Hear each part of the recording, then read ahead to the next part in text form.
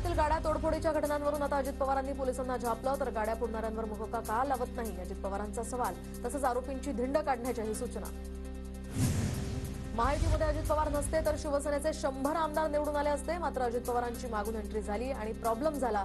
गुलाबराव पाटलांचं मोठं वक्तव्य. वाल्मिक कराडच्या बातम्या पाहिल्यामुळे अशोक मोहिते नावाच्या तरुणाला मारहाण, तर तुझाही संतोष देशमुख करू. लाथाबुक्क्यांनी बेदम मारहाण करत दोघांकडून धमकी. अंबाजोगाई शासकीय रुग्णालयात अशोकवर उपचार सुरू. वाल्मिक कराडची बातमी का बघतो असं विचारत समर्थकांकडून आमच्या मुलाला मारहाण, पोलिसांकडून तक्रार घेण्यासही विलंब. अशोक मोहिते यांच्या कुटुंबियांचा आरोप. अशोक मोहितेला मारहाण करणारे तरुण हे आरोपी कृष्ण आंधळेचे मित्र वैजनाथ बांगर आणि अभिषेक सानपच्या स्टेटसवर आंधळेचा फोटो. दोन्ही तरुणांनी कृष्ण आंधळेच्या वाढदिवसानिमित्त ठेवलं होतं स्टेटस. सुरेश धसांनी अशोक मोहितेच्या मारहाणीचा मुद्दा मुख्यमंत्र्यांपर्यंत पोहोचवावा. प्रत्येक स्तरावर गुंडगिरी ही चालते, फक्त वाल्मिक कराडचं भजन करून चालणार नाही. संजय राऊतांचा हल्लाबोल.